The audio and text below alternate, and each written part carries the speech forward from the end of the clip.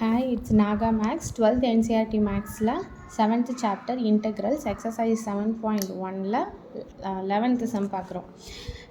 இதில் வந்து எனக்கு என்னது 3 டேர்ம் டிவைடட் பை ஃப்ராக்ஷன் இருக்குது. இப்போ இந்த டேர்மை வந்து நம்ம 3ஆக பிரிச்சுருவோம். ஓகேவா? அப்போ என்ன பண்ணலாம், இந்த எக்ஸ் ஸ்கொயர்டுன்றது இந்த 3 டேர்முக்குமே வந்து ஈக்குவல். அப்போ அதை எப்படி எழுதலாம் அப்படின்னு சொன்னால் x cube by x square minus 5x squared by x squared minus 4 by x squared dxன்னு எழுதலாம். ஓகேவா? இப்போ இது ஒவ்வொன்றுக்கும் தனித்தனியாக நம்ம இன்டெக்ரல் போட்டுக்கலாம்.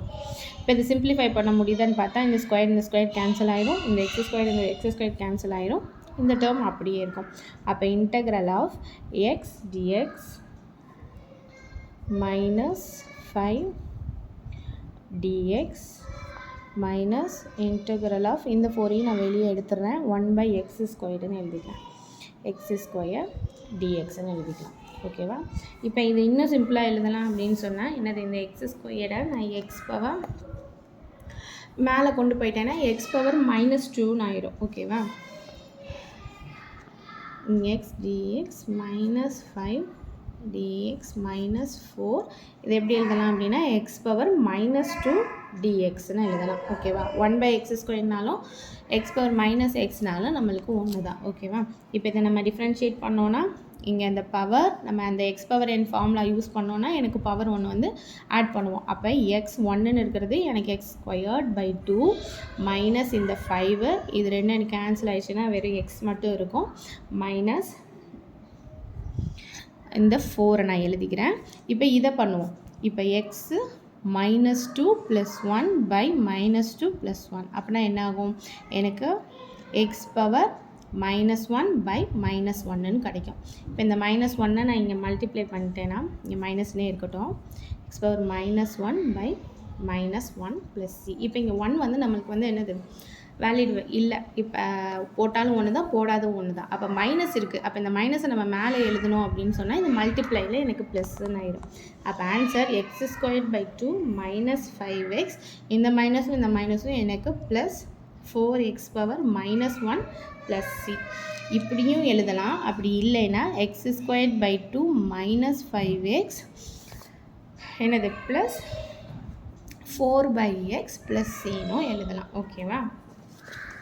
இதோட இந்த சம் முடிஞ்சிச்சு. நெக்ஸ்ட் சம் வந்து 12th sum, integral of x cube minus 3x + 4 by √x dx. நம்ம லாஸ்ட் சம் பண்ண மாதிரியே தான். இப்போ இந்த √xன்றதை நம்ம எப்படி எழுதலாம், எக்ஸ் பவர் 1/2ன்னு எழுதலாமா? அப்போ அந்த மாதிரி இந்த டேர்மை நம்ம 3ஆக பிரிச்சுக்கலாம். அப்போ x integral of x cube by x 1/2 dx minus இந்த கான்ஸ்டன்ட் டேர்மை நான் வெளியே கொண்டு வந்துடுறேன், -3 × integral of x by x power 1/2 dx plus 4 × x power -1/2. ஓகேவா? லாஸ்ட் சம்மில் நம்ம பார்த்த மாதிரி 1/√2ன்றது வந்து 1 பை எனக்கு எக்ஸ் 1/2ன்னு ஆயிரும். அது கீழே இருக்கிற ஃப்ராக்ஷனை நான் மேலே கொண்டு வரும்பொழுது எக்ஸ் பவர் -1/2ன்னு ஆயிரும். ஓகேவா? இப்போ எல்லாத்துக்குமே நம்ம அந்த மாதிரி எழுதிடலாம். அப்போ integral X cube into X minus 1/2 dx minus 3x into X power -1/2 dx plus 4 into X power -1/2 dx. ஓகேவா? இப்போ எனக்கு ரெண்டுமே எனக்கு பவர் ஒரே மாதிரி இருந்துச்சுன்னா நம்ம பவரை ஆட் பண்ணிக்கலாம். அப்போ integral of x power 3 -1/2 dx minus இங்கே கொஸ்டினில் நமக்கு ப்ளஸ் இருக்குது, நான் பார்த்து கவனிக்கலை, sorry, plus 3 × x 1 -1/2 dx plus 4 × x power -1/2. இப்போ எல்சிஎம் எடுத்தோன்னா என்ன ஆகும், 3 2 6, 6 - 1 வந்து எனக்கு 5ன்னு ஆயிடும். அப்போ எக்ஸ் பவர் 5/2 dx ப்ளஸ் 3 × இங்கே எல்சிஎம் எடுத்தோன்னா 2 -1 வந்து 1, அப்போ 1/2 dx plus 4 X power -1/2 dx. இப்போ நம்மளோட அந்த n formula X power n ஃபார்முலாவை யூஸ் பண்ணோம் அப்படின்னா இந்த பவரோட நம்ம ஒன்று ஆட் பண்ணுற மாதிரி இருக்கும்.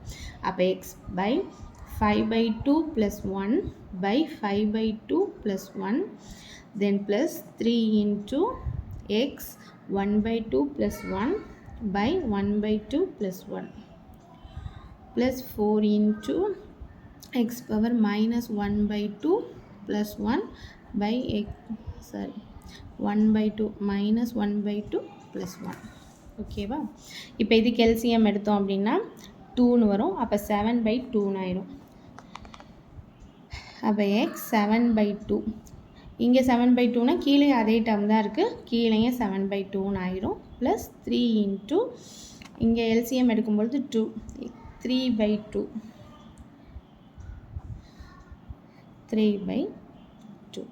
plus 4 into x power minus 1/2 LCM எடுக்கும்பொழுது plus 2ன்னு வந்துடும். ஓகேவா? அப்போ 1/2ன்னு ஆயிடும். equal to 1/2 divided by 1/2. ஓகேவா? இப்போ எனக்கு கீழே வந்து ஃப்ராக்ஷனில் இருக்குது. இதை நெக்ஸ்ட் ஸ்டெப்பில் என்ன பண்ணுவோம், ரெசிப்ரோக்கலாக எடுத்துட்டோன்னா என்ன ஆயிடும், இங்கே வந்து இன்ட்டு 2/7ன்னு ஆயிடும். இந்த 2வை நான் மேலே மல்டிப்ளை பண்ணுவோம். இதை நெக்ஸ்ட் பேஜில் நான் செய்கிறேன்னா இதை அப்படியே நான் பின்னாடி எழுதுகிறேன், நமக்கு பண்ணும்பொழுது ஈஸியாக இருக்கும் பார்க்குறதுக்கு. X 7/2 by 7/2 plus 3 into x 3/2 by 3/2 plus 4x 1/2 by 1/2 plus c. இப்போ இது ரெசிப்ரோக்கலாக எழுதணுன்னா என்ன ஆகும், எனக்கு எக்ஸ் 7/2 இன்ட்டு இது வந்து எனக்கு என்ன ஆகிடும், எக்ஸ் 7/2 இன்ட்டு இந்த 7/2 எனக்கு இப்படி ஃப்ராக்ஷனில் வரும்பொழுது ரிவர்ஸில் வரும். அப்போ 2/7ன்னு ஆகும். Plus 3x 3/2 into 2/3 plus 4x 1/2 into 2/1 plus c. இப்போ இதை டைரெக்டாக மல்டிப்ளை பண்ணிட்டேன். பண்ணால் 2 into x 2x 7/2 by 7 plus 3 2s are 6 6x 3/2 by 3 plus 4 2s are 8x 1/2 by 1 வந்து போட வேண்டாம். ஓகேவா? அப்போ என்ன பண்ணலாம், இதுக்கு மேலே இதை சிம்பிளிஃபை பண்ண முடியும்னா இதை கேன்சல் பண்ணலாம். 2ன்னு வந்துடும். இதுக்கு பதிலாக என்னது, எக்ஸ் 1/2 பதிலாக √xன்னு எழுதிக்கலாம். அப்போ 2x 7/2 by 7 plus 2x 3/2 plus 8 √x plus c. இப்படி போடனாலும் போட்டுக்கலாம், இல்லை இதே மாதிரி விடுறதுனால விட்டுடலாம், ஒன்றும் ப்ராப்ளம் கிடையாது. ஓகேவா? இப்போ நெக்ஸ்ட்டு சம் 13th சம் பார்க்கலாம்.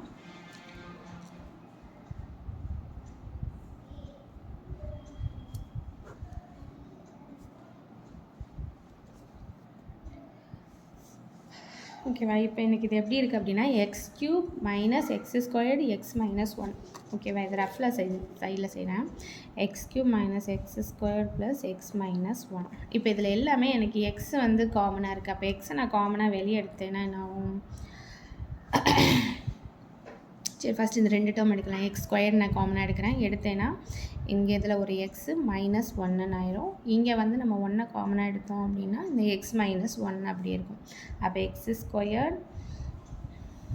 x +1 and x -1 2 டேர்ம் வரும்.